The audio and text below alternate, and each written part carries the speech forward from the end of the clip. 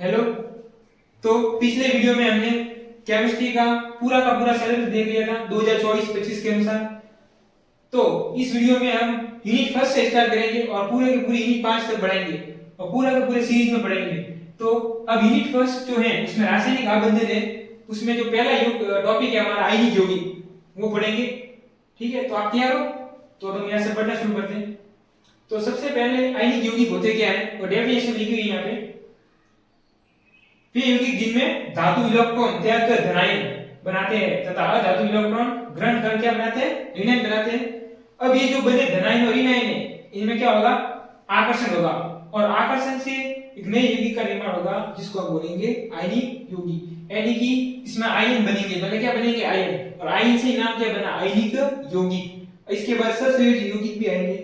तो इसके एग्जांपल में आपको देखना है NaCl। अब NaCl आयनिक यौगिक है, आपको सबको पता होगा, पिछली क्लास में पढ़ा होगा आपने NaCl। अब ये NaCl का निर्माण हुआ कैसे वो देखेंगे। देखो, जो सोडियम है, ठीक है, अब उसका इलेक्ट्रॉनिक विन्यास आधा 11 नंबर पे आता है।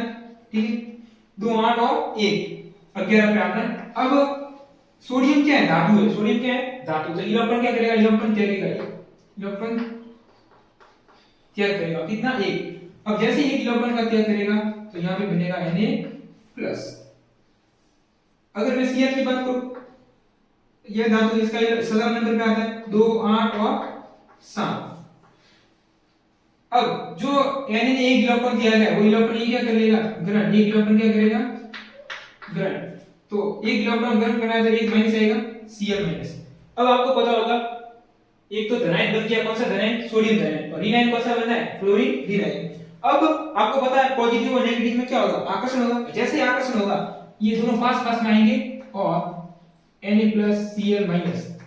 आयनिक यौगिक वास्तव में ऐसे होते हैं कि पॉजिटिव और नेगेटिव चार्ज रहते ही है, इनमें बस आकर्षण होता है बीच में। ऐसे बॉन्ड को आकर्षण है, वास्तव में ऐसा कोई बॉन्ड होता नहीं है, आकर्षण होता है।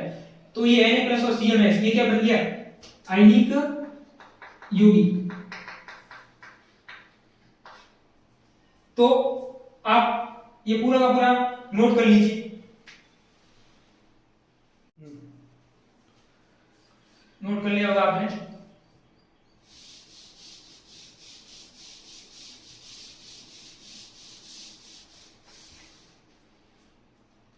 अब हम ये देखेंगे कि जो ये आयनिक यौगिक होते हैं इसमें वास्तव में कैसे इलेक्ट्रॉन त्यागी और ग्रहण किए जाते हैं। इसमें इलेक्ट्रॉन त्यागने और ग्रहण करने का ही खेल है। देखो, ये सोडियम था और ये क्लोरीन था, ठीक है, ये हमने अभी पढ़ा था। ये क्या बना था, Na+ बना था और ये क्या बना था, Cl-।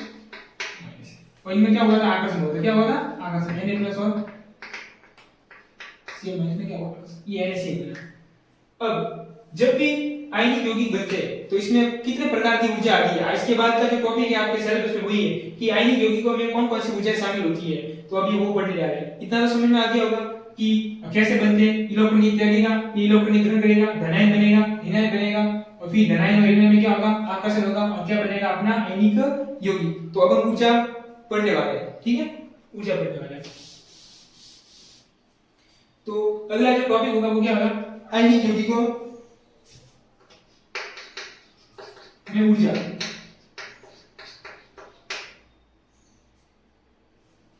अब इसमें जो आपकी जो सबसे इंपॉर्टेंट ऊर्जा है वो जालक ऊर्जा है। जालक ऊर्जा नोट कर लेना, इंपॉर्टेंट है। 1 नंबर 2 नंबर में सवाल आएगा आएगा। तो कौन सी ऊर्जा है, जालक ऊर्जा।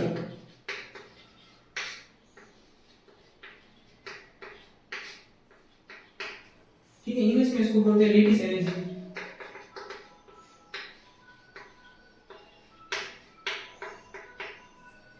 तो जालक ऊर्जा क्या होगी वो हम देखेंगे। देखो, जालक ऊर्जा क्या होगी, ये गैसीय परमाणुओं से इलेक्ट्रॉन त्याग कर या ग्रहण कर कर जो धनायन और ऋणायन बनते हैं उसमें जो ऊर्जा निकलती है उसको क्या बोलते हैं, जालक ऊर्जा। कैसे आप समझते हैं, जैसे कि ये सोडियम, जी का मतलब है गैस। क्या है, गैस। ये क्या है, क्लोरीन। जी का मतलब क्या है, गैस। यानी कि जालक ऊर्जा जब भी पढ़ो तो आपको इतना समझ में आना चाहिए कि हम क्या लेंगे, दोनों की दोनों गैस लेंगे। जालक ऊर्जा किससे संबंधित होती है, गैसीय अवस्था से। तो जब सोडियम गैसीय अवस्था में है तो गैस, सोडियम की गैसीय अवस्था से इलेक्ट्रॉन त्याग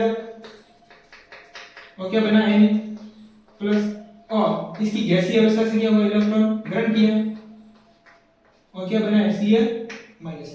अब इनमें क्या होगा, आकर्षण, आकर्षण से क्या आएगा, पास। अब यहाँ पे एक बहुत इंपॉर्टेंट कॉन्सेप्ट बनाने जा रहा हूं ऊर्जा का, कि ये यौगिक बन क्यों रहा है, इस टाइप रुकेंगे तो इस जब NaCl बनेगा इससे होगा, इसका मतलब ऊर्जा क्या होगी कम, यानी कि जब इनमें आकर्षण होगा क्या होगा, आकर्षण, आकर्षण से हमेशा ऊर्जा क्या होती है, कम, आकर्षण से ऊर्जा क्या होगी, कम, और इससे तो क्या होगा, बढ़ेगा। इसका मतलब जैसे ही इस टाइप का बढ़ेगा तो क्या NaCl यौगिक बन जाएगा। तो गैसीय अवस्था में इलेक्ट्रॉन त्याग कर और ग्रहण करके क्या बनेगा, धनायन और ऋणायन, और इससे ऊर्जा क्या होगी, कम होगी, ऊर्जा कम होगी तो क्या होगा, इस टाइप का बढ़ेगा। अब NaCl के बनने में जो ऊर्जा खर्च हुई है उसको क्या बोलेंगे, जालक ऊर्जा, यानी कि अब इसकी मैं परिभाषा लिखूंगा, ठीक है, यहां तक नोट कर लो। ये जालक ऊर्जा की परिभाषा है, ठीक है, केमिकली के रूप से गैसीय परमाणु से एक मोल आयनिक यौगिकों के निर्माण के बाद निकलने वाली ऊर्जा जालक ऊर्जा कहलाती है। इसका मतलब क्या हुआ कि आप गैसीय परमाणु, मैंने बोला ना जालक ऊर्जा में गैसीय परमाणु लेने, और गैसीय परमाणु से एक मोल आयनिक यौगिक को हमने यहाँ पे फिक्स कर दिया है कि एक मोल बनाना है। जब भी आप परिभाषा लिखो तो कितना मोल लिखना है, एक मोल।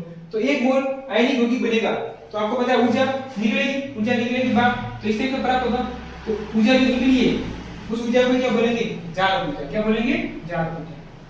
तो समझ में आ गया क्या है, गैसीय परमाणु से एक मोल आयनिक यौगिकों के निर्माण के बाद निकलने वाली ऊर्जा क्या होगी, जालक ऊर्जा। देखो अभी बताते हैं, जैसे कि देखो ये सोडियम गैस था और ये क्लोरीन गैस था।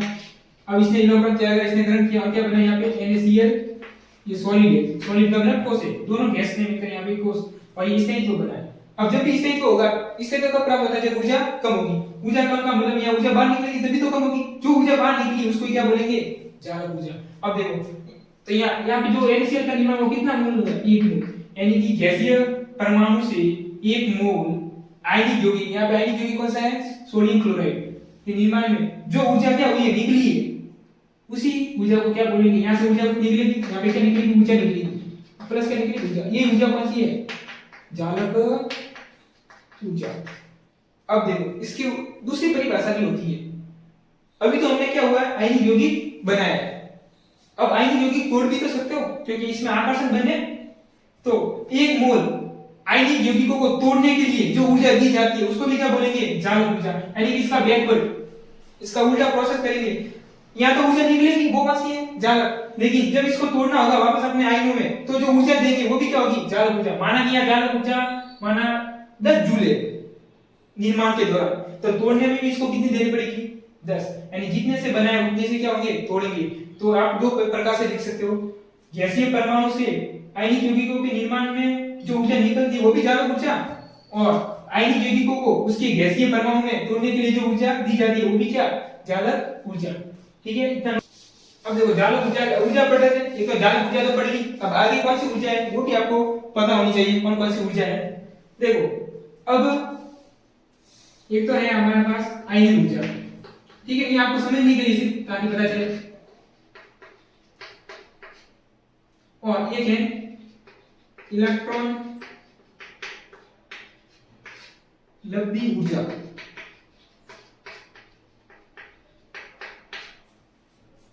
तो ये भी आयनिक यौगिकों के निर्माण के दौरान ये दो ऊर्जा भी अपना रोल रखती है। कैसे, देखो अब आयनिक ऊर्जा क्या होती है, जो आपने सोडियम पढ़ा था कि गैसीय परमाणु सोडियम।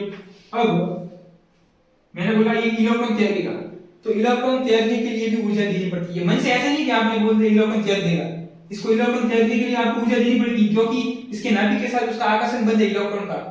तो ये जब इलेक्ट्रॉन यहां से निकलेगा, ये त्याग करेगा इलेक्ट्रॉन का, तो उसमें जो ऊर्जा लगती है वो कौन सी होगी, आयनन ऊर्जा। इसका मतलब जब सोडियम जो गैसीय परमाणु है उसमें इलेक्ट्रॉन त्यागने के लिए भी एक ऊर्जा देनी पड़ेगी, उस ऊर्जा को क्या बोलेंगे, आयनिक ऊर्जा। यानी कि इसकी परिभाषा क्या होगी, गैसीय परमाणु से इलेक्ट्रॉन निकालने के लिए जो ऊर्जा दी जाती है उसको क्या बोलेंगे, आयनन ऊर्जा। ठीक है, आप मैं बोल रहा हूं आप लिख देना, वापस बोलता हूं, गैसीय परमाणु से इलेक्ट्रॉन निकालने के लिए जो ऊर्जा दी जाती है उसको क्या बोलेंगे, आयनन ऊर्जा। छोटी सी है। अब इसका उल्टा होगा क्या, इसकी उल्टा ये इलेक्ट्रॉन लब्ध ऊर्जा। अब ये इलेक्ट्रॉन जो त्यागा है ये कौन ग्रहण करेगा, क्लोरीन। अब ये क्लोरीन इलेक्ट्रॉन जब ग्रहण करेगा तब ये ग्रहण करके ये बनाएगा Cl-। अब यहाँ पे ऊर्जा निकलेगी जब इलेक्ट्रॉन त्यागते हैं, त्यागने के लिए तो इलेक्ट्रॉन बाहर निकालने के लिए ऊर्जा देनी पड़ती है, लेकिन ग्रहण करने के लिए ऊर्जा देनी नहीं पड़ती। ग्रहण करता है तो इस टाइप का आता है और इलेक्ट्रॉन ऊर्जा निकलती है, तो यहाँ पे जो ऊर्जा निकलेगी वो कौन सी है, इलेक्ट्रॉन लब्धि ऊर्जा। तो बात समझ लेना, जब आयनिक ऊर्जा क्या होगी, इलेक्ट्रॉन त्यागने के लिए जो ऊर्जा दी जाती है वो कौन सी होगी, आयनिक ऊर्जा। जबकि इलेक्ट्रॉन ग्रहण कराने पर जो ऊर्जा निकलती है उसको क्या बोलेंगे, यहाँ पे ऊर्जा निकलेगी उसको क्या बोलेंगे, इलेक्ट्रॉन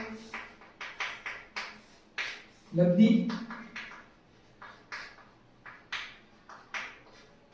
ऊर्जा। तो इसकी परिभाषा क्या होगी, गैसीय परमाणु में इलेक्ट्रॉन ग्रहण करने पर जो ऊर्जा निकलती है उसको क्या बोलेंगे, इलेक्ट्रॉन लब्धि ऊर्जा। तो यहाँ पे सबसे इंपॉर्टेंट तो जालक ऊर्जा थी, और ये भी आपको पता होना चाहिए इलेक्ट्रॉन लब्धि ऊर्जा क्या होती है, आयनिक ऊर्जा क्या होती है। अब नोट कर लो यहाँ पर, कर दिया होगा नोट।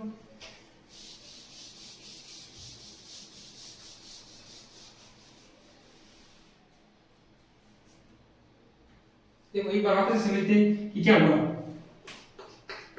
सोडियम क्लोरीन ये गैस है, ये गैस है, और यहाँ पे क्या बना, NaCl सॉलिड का मतलब ठोस है। अब हुआ क्या, यहाँ पे तीन प्रकार की ऊर्जा शामिल है।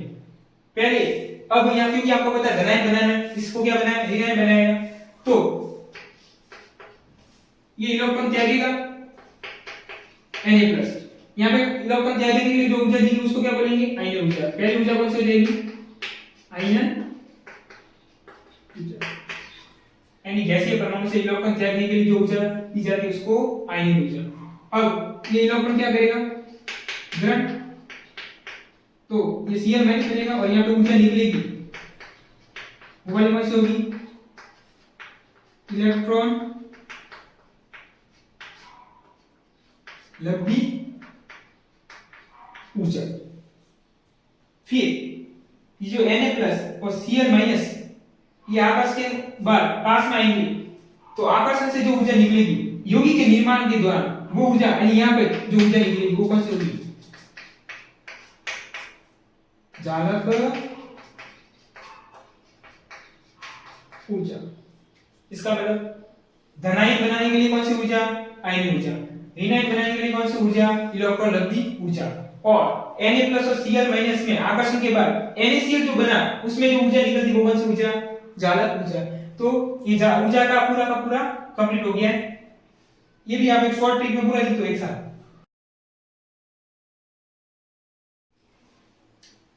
ये सब ऊर्जा के बारे में सब पढ़ लिया हमने। अब हम छोटा सा टॉपिक है आयनिक यौगिकों की विशेषता है वो भी पढ़ लेते हैं। क्या, आयनिक यौगिकों की विशेषता। कभी कभार आपको गुण भी दे सकता है, तो दोनों एक ही, ठीक है, विशेषता है, गुण, लक्षण, ठीक है, जो भी आप मान एक ही है। अब विशेषता का मतलब है आयनिक यौगिक जब बनता है, आयनिक बंध जब बनता है तो उसमें क्या क्या गुण होने चाहिए, विशेषता होनी चाहिए। देखो पहली बात तो कि इसमें धातु तथा अधातु के मध्य बंध बनता है, धातु तथा धातु के मध्य क्या बनता है, बंध बनता, इसमें धातु तथा धातु के मध्य बंध बनता है। दूसरा अगर देखें तो धातु क्या करेगी, धातु इलेक्ट्रॉन त्याग करेगी, धातु इलेक्ट्रॉन त्याग करेगी, और इसमें तो अधातु इलेक्ट्रॉन ग्रहण।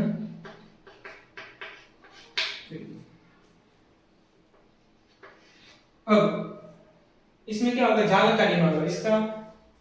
जालक क्या होता है बताऊंगा आपको। धनायन तथा ऋण है आकर्षण की बाद, धनायन तथा ऋण है आकर्षण के बाद जालक का निर्माण करती है।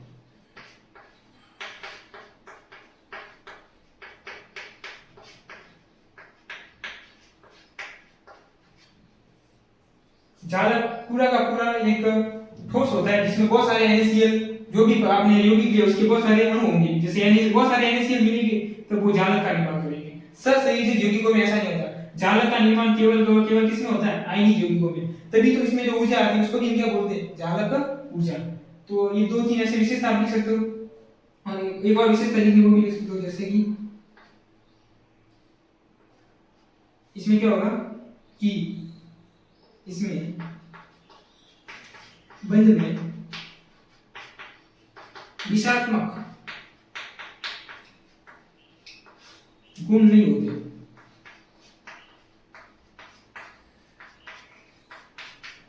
दिशात्मक गुण क्या होते हैं, जैसे ससंयोजित जो बंध होते हैं उसमें क्या होता है, दिशात्मक गुण होते हैं, लेकिन आयनिक बंध में या आयनिक यौगिकों में क्या होता है, दिशात्मक गुण नहीं होते। ये भी एक अलग से इसकी विशेषता होती है।